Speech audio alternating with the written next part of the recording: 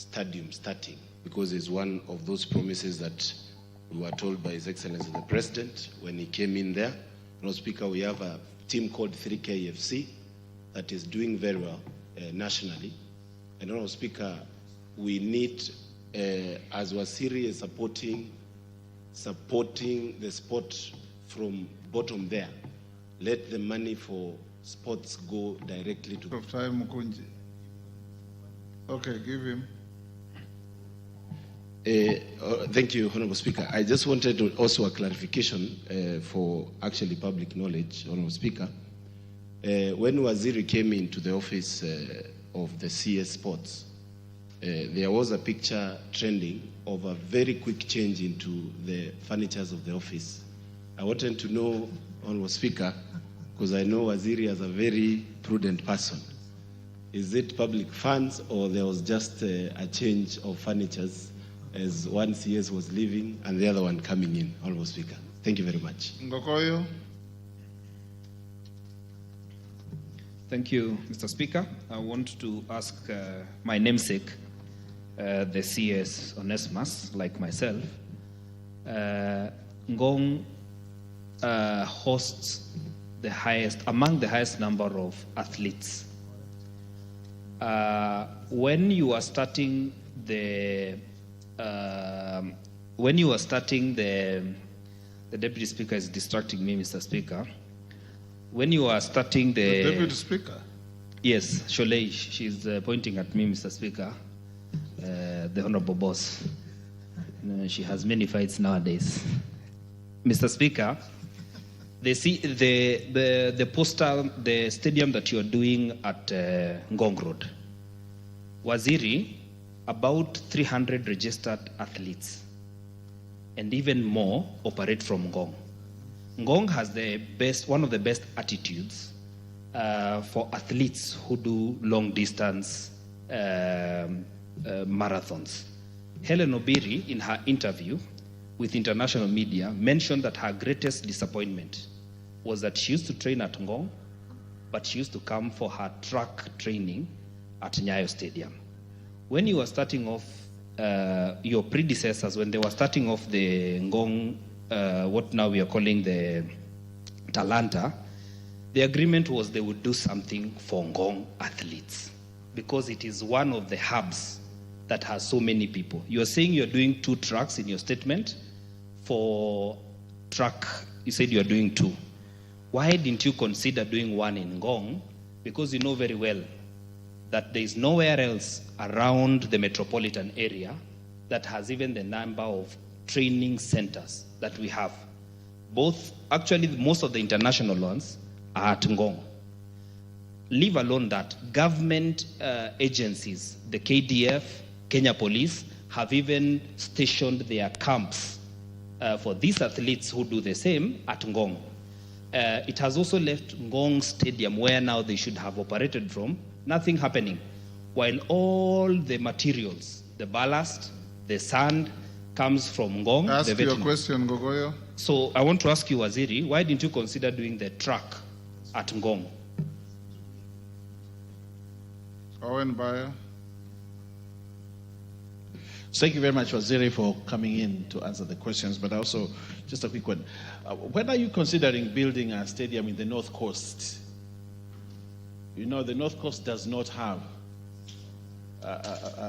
we have great talent. Great footballers of Harambee Stars came from Kilifi, Abbas Magong. You want me to give you the list? But we do not have. We only have Kwale, the new one, Mombasa, Muhammad Abbas. All those big footballers came from Kilifi. Lucky Boys, there used to be a team called Lucky Boys, a big team that was one of the greatest teams in this country. But then, no one has ever considered to look at the North Coast as a home of talent and build a stadium. I ask you, during your tenure, look at it and see what you can do, and make sure that Thank you, the Owen. North Coast has a stadium. You made your point. Thank you. I see how many more hands. Cases? One question. We want to bring this to a close. Those who have just come in, I'm not giving you any time. Thank you so much, Mr. Speaker, and thank you, Waziri. This is the sports person, and you're in the right ministry. Mr. Speaker, just a follow-up on a question by Parashina. I would wish Waziri to state the plans he has to ensure that the spread of sports academies across 290 constituencies are being planned to be executed, because recently we saw a few of them on notice, and we are yearning to know what are progressive plans. Lastly, the issue of athletes, and thank you for considering sports at Kipchoge Stadium. But you are aware, Waziri, that along Iten Road, along Moiben Road, our athletes are really suffering, finding places to train in terms of risk of accidents on the road. Are there deliberate plans to organize a road all the way to Iten, side of the road, so that we allow our athletes, especially the long-distance runners, to use those areas and save them against the risk of engaging or getting knocked by the motorist on the road and, all the ulabalu. I thank you on the issue of gender-based violence. It's now a serious phenomenon within our community, being that athlete community. We need to do something deliberate. Thank you. That has been asked. Minister, can you quickly answer all those? Thank you very much, Speaker. First of all, let me say that Honorable Maungu. Just hold on, Minister. Yes, Women Rep Nakuru, what is the issue? Just hold on, Minister. Thank you, Mr. Speaker, sir, for giving me this opportunity. Thank you, CS, for appearing before us, and congratulations on behalf of Nakuru County. My question to you, Bana CS, is about the Olenguruani Stadium.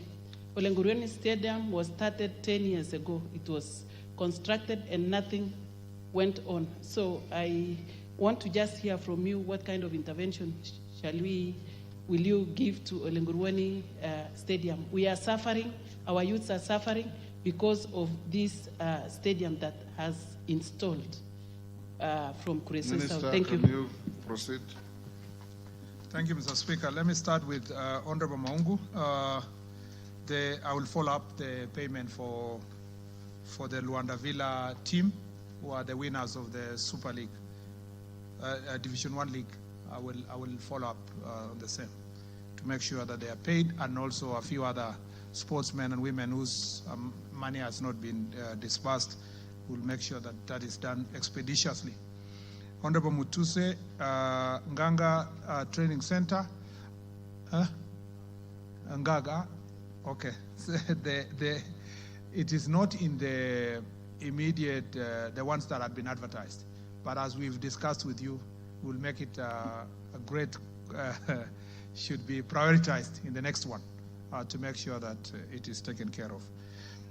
Honorable CNN, Charles, how much is the cost of the new stadium? I think, Mr. Speaker, I don't have the figures here because we contracted the AFCON stadiums through defense. But maybe in the next supplementary, I should be able to supply the same, either here or through the committee, the relevant committee for that matter. I was trying to text a colleague on the other side, but because we are here, it's not been possible. We do not have directors for World Rally Championship. We just have a committee. So we have no directors who have not been paid, but if there is any complaint, it should be addressed specifically. The funny thing about this sector is that you have so many people carrying so many papers asking so many demanding certain payments of contracted works, where this one and that, I was a director, I was a committee member, and so forth. So we're trying to streamline to ensure that the record is kept well. And if you are not part of the record, you cannot be contracted as an afterthought after the fact. Honorable Pauline Samburu, I agree. I actually, when I sat in that office after 2 weeks, I realized that nobody talks about Lamu, nobody talks about Tana River, Garissa, Wajir, Mandera, Marsabit, Turkana. That all northern belt, including West Pokot, nobody mentions whether they need a stadium or they don't. I think there is a general mentality that stadiums are supposed to be in all the islands, so-called white islands and so forth. That should not be the case. And I think Kilifi falls in that category of the marginalized areas. I promise And I want to say is I promise that progressively we will make sure that we do affirmative action. The same way I did in the Ministry of Roads and Transport, I will be very deliberate also in the Ministry of Sports to make sure those areas are considered for for stadium development. We have Samburu then being part and parcel of that area affected, and Isiolo and so forth. Honorable Oyula, as that's about CDF, unfortunately, Mheshimiwa, this falls back to yourself. It's upon this House to look at the CDF Act and ask yourselves why were you not able to finance sports, and yet sports is education. So it's sports. For as long as you're supporting education, you should be supporting sports because it is a part of the facilities of education.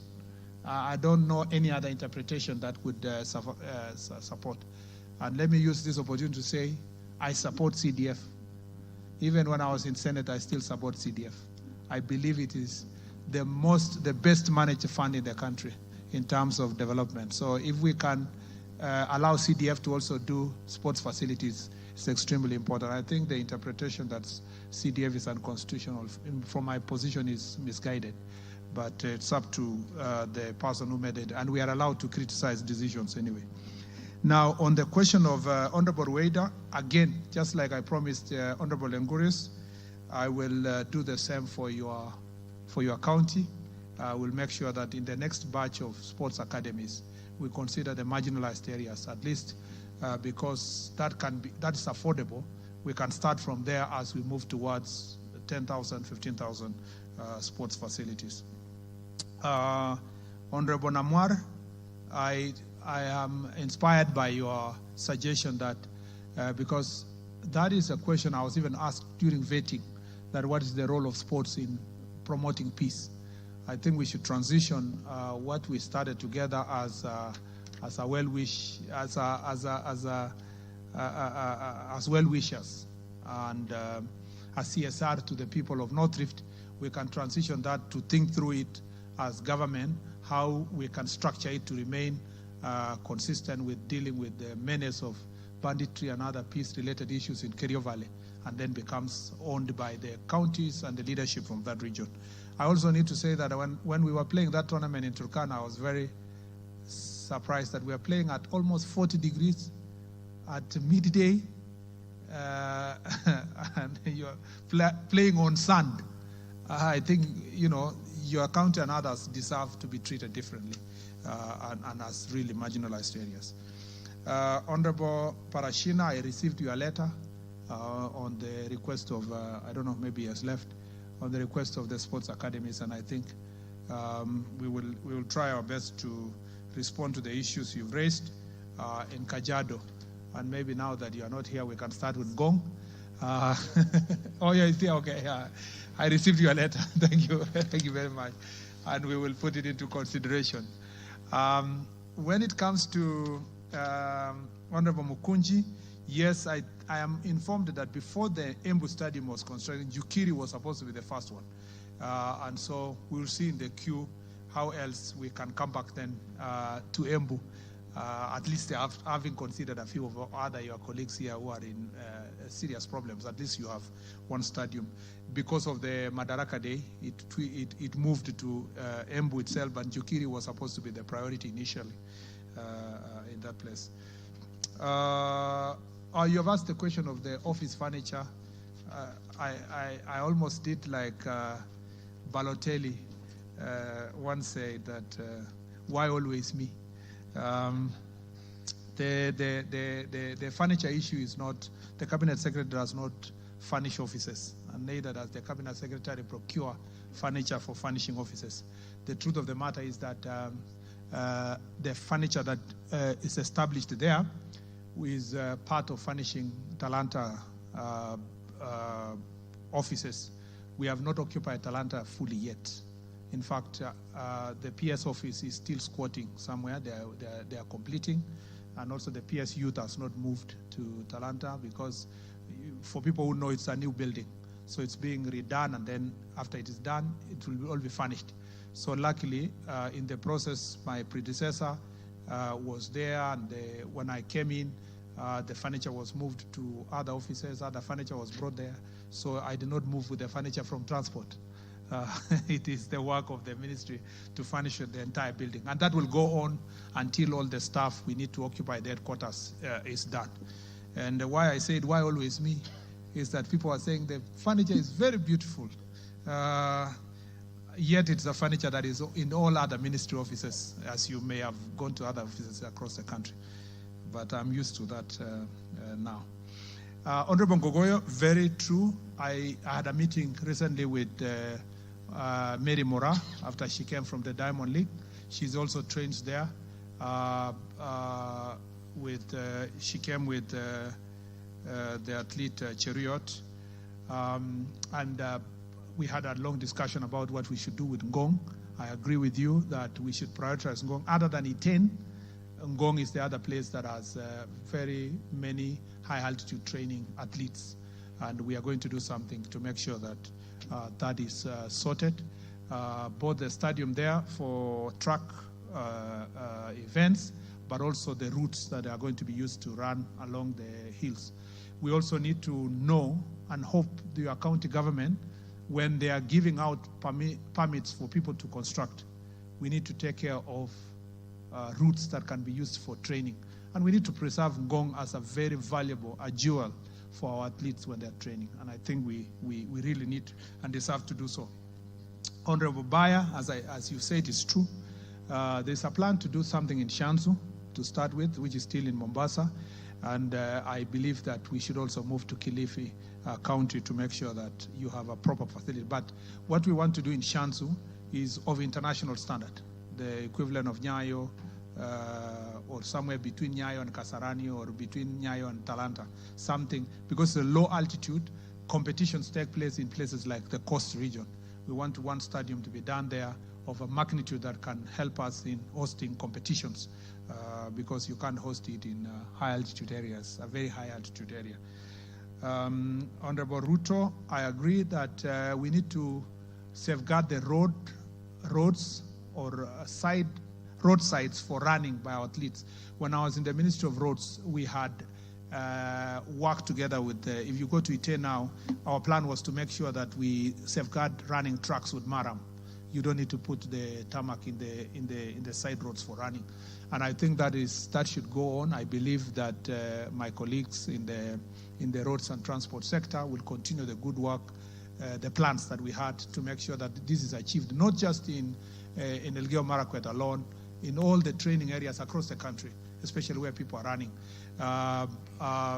And this will help. But also, preservation of forests and running areas around the forest will also be useful for athletes, because they are off the road. And we can avoid accidents that happen to people like Geoffrey Kamwaror. And we were unable to have him for international competitions. Lastly is Honorable Liza has asked about Olenguruwani Stadium. That stadium is a county facility.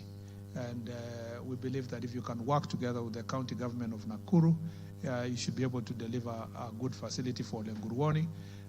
But also, as we work towards delivery of the sports academy for Kuresoi North, yeah? Is that north or south? South, that's south.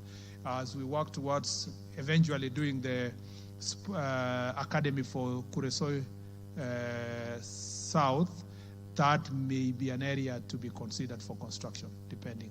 We have also some other projects we are working with development partners, and we will see whether we can identify that one area, because we know that is the home of Faith, Kiviego, and many other athletes, and that's the neighborhood also of Beatrice Chebet. So we know that that area produces also some of the top athletes in the country. Mr. Speaker, with those many remarks, Minister, there is a member who has been here since we started, Ferdinand Wanyonyi, and he's been raising his hand, and we passed him many times. Yeah, thanks. Let him. Bashir, you just came in a few minutes ago. Now let me talk first. Thank you very much, Mr. Speaker. Ask your question. First of all, I want to thank you for this very good report on the preparation for 2027 CAF preparation. Now, you've not mentioned Trans Nzoia in the Kitale Stadium, which is actually under construction. And I was just wondering, CS, with a lot of talent in Trans Nzoia, why this has always been done? You've not done anything on it. And I was requesting if you could have even the CSR contractor in Eldoret to do the CSR and complete this particular stadium, because Trans Nzoia has a lot of talent. You not mentioned that, and I was just wondering whether I should remind you on the same, because that's part of the North Rift, and I want you to do something about it. Lastly and not least, I just want to make a statement. Bwana CS, we are going to have people coming from all over the country, all over the world. And Kenya, you know, there's a lot of this thuggery of the youths. Please make sure that you stress on the security of the people who come so that you don't get embarrassed. At the same time, the accommodation for the visitors, again, you have not mentioned. I want you to mention that as well, because it's very important. We want to give a very good image of our country. And so this preparation should have been mentioned here so I can be able to see where they can interject. Thank you, Mr. Speaker. Minister. That's the very last. Mr. Yes, Speaker. Bashir. Sorry, Minister. Bashir, Yes. when the Speaker says it's the last one, respect it. Thank you very much, Honorable Speaker. You know, in other places it's mentioned that it's ongoing, it's stalled, but in Northeastern, Wajir, Mandera, Garissa. He has covered the whole Nothing. area and said you are marginalized. He's going Yes. to give you affirmative action. But Mr. Speaker, I want him to come out very, very clear to say that something will be done in Wajir, in Mandera, and Garissa, without saying that something like marginalized. So, Mr. Honorable CS, what plans do you have for Wajir, Mandera, and Garissa, and the other northern Kenya counties, specifically those that don't have stadiums? Please give timelines so that we know that you will be able to start at what date and something like that. Give us timelines of starting stadiums in those regions. Thank you. Minister.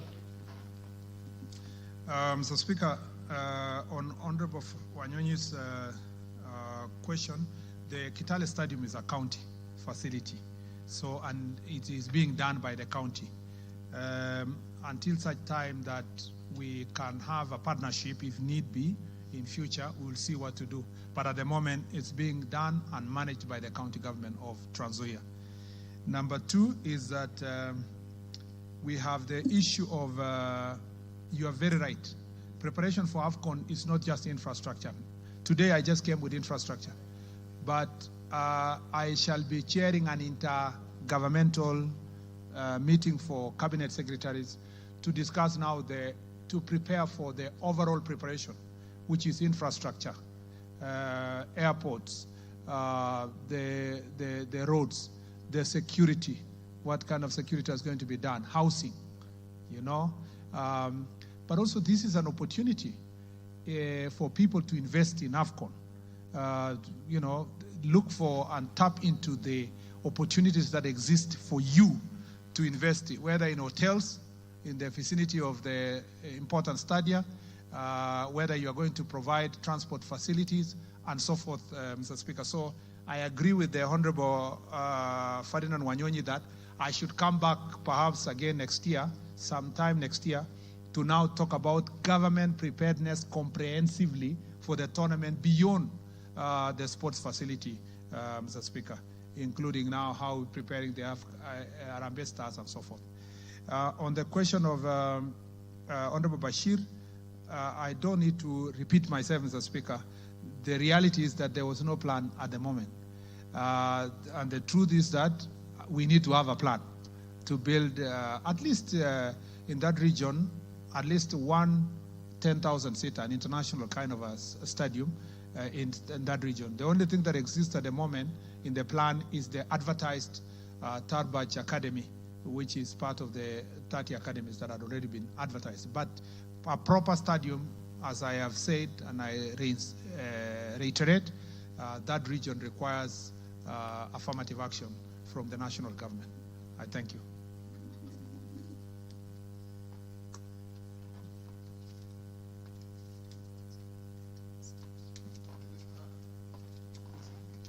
Minister, we have come to the end of our interaction. Well done.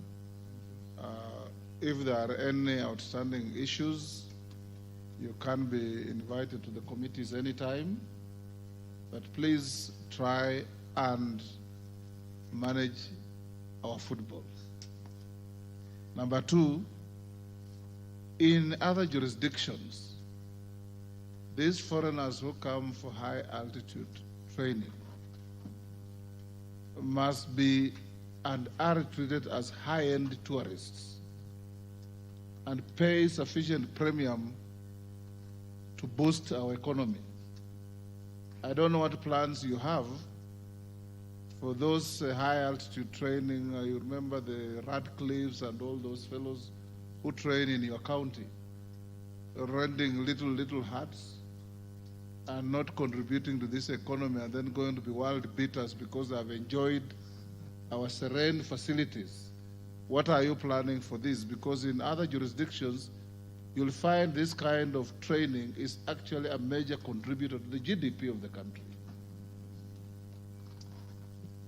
Mr. Speaker, I truly recognize your passion for football and organization of our football. And I, from vetting to today to when I meet you privately, you have always insisted that... Even when we watch Arsenal together. Even always... when we watch Arsenal suffer together, Mr. Speaker. I believe that, Mr. Speaker, we need to sort that area. And so thank you for the support you are giving me and the support being given by the members of parliament.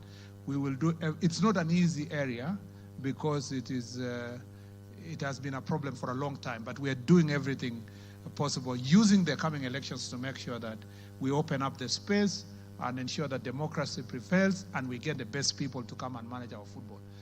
On the question of the athletes, we allow us to think about it further because, Mr. Speaker, we are easily going to be asked, why are you charging higher for the person coming to train to run and not the one who has come to film at the national park or so forth? So let me say this, that in our policy consideration, we will have an holistic approach to the same. The thing is that maybe then another issue is that when we build these facilities like Kamarin Stadium or Kipchoge or Kapsabet Stadium, maybe they will access those training facilities at a higher fee than the locals themselves, so that then it is the training environment and facilities that can help us get these resources. Otherwise, I truly agree with you that these people make a lot of money by training here, and they live very little because they live in small cubicles in the training facility, and then they very little for them to live here as an investment. But also, there has been a failure in the past in terms of investors. Very few investors have identified and invested in the facility. For example, this Ngong that we've discussed, Honorable Ngongoyo, if someone had a proper stadium there for training and then put an hotel there, they would get a lot of money. And that's where we want to tell private sector, you have an opportunity to make money in sports, and sports can really become an area that can enrich the Republic. I thank you, Mr. Speaker, for the opportunity to be here. Excited to be enjoying this discussion with honorable members. Excited to be serving in this ministry. It's been very exciting for the last 1 month, and I look forward to even further interactions. I thank you, Mr. Speaker. Thank you, Minister. You are released to go back to your ministry with your team. Next order. Order number 11, motion, ratification of the protocol to the That is the Cabinet Secretary for Youth Affairs, Creative Economy and Sports, Honorable Kipchumba Murkomen, leaving the chambers this evening. He is the Cabinet Secretary who was responding to various questions that had been forwarded to him by various members of the National Assembly, and he has just concluded responding to those concerns as forwarded to his ministry. But right about now, we would like to introduce a clip. This is with regards to the activities of the members of the National Assembly. This is the members of the National Assembly that is yesterday on Tuesday discussed at length the implications of the judgment delivered on Friday by the High Court declaring the National Government Constituency Development Fund Act 2015, commonly referred to as NGCDF Act 2015, unconstitutional. The National Assembly has indicated it will appeal the verdict. Here is a recap of that debate in this story prepared by Parliamentary Media Relations Officer Muremi Mwangi. Adopted on 23rd.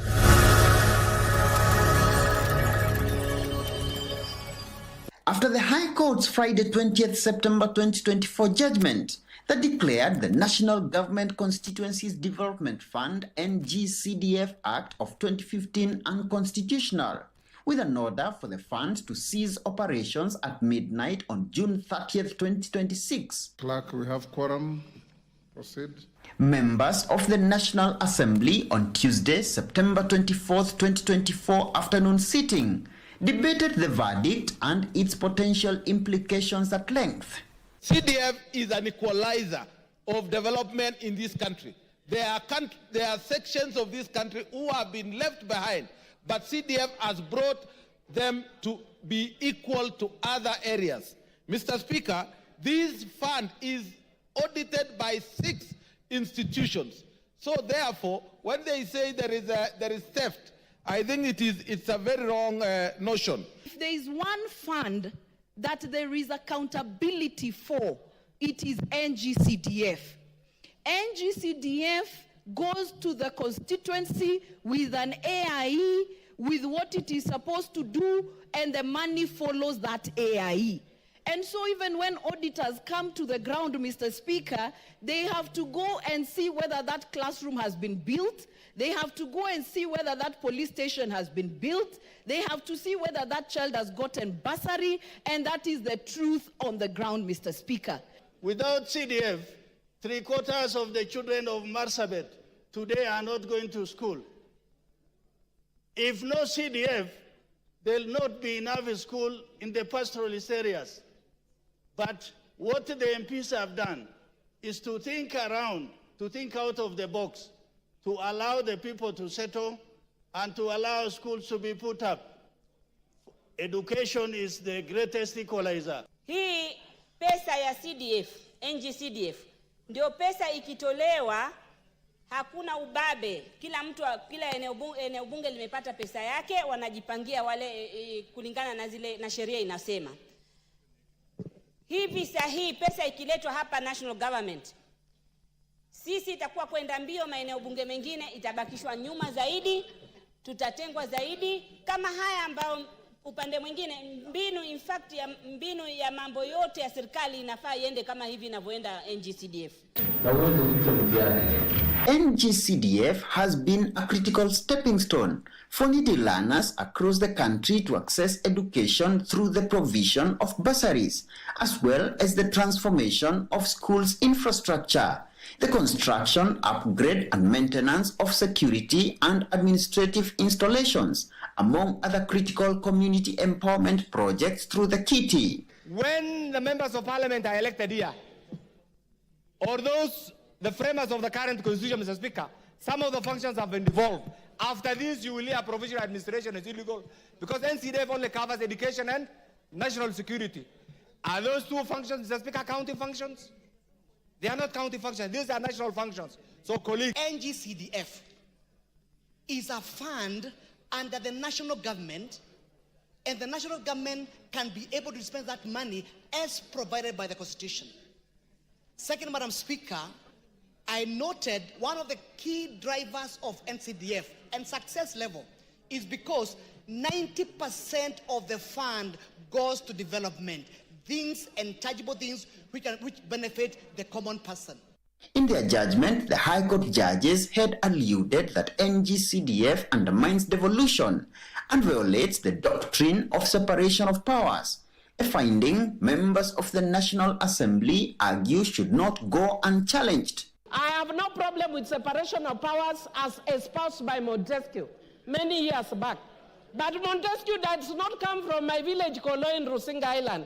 He does not know what people go through. That is a very good concept, but something good is finally coming out of Africa, which is the issue of NGCDF. For the avoidance of doubt, Madam Speaker, we have already agreed that we will appeal that decision. The good thing is that after declaring the act unconstitutional, the court did a suspension of the declaration of invalidity for 2 years. That is enough time for us to prosecute a number of things.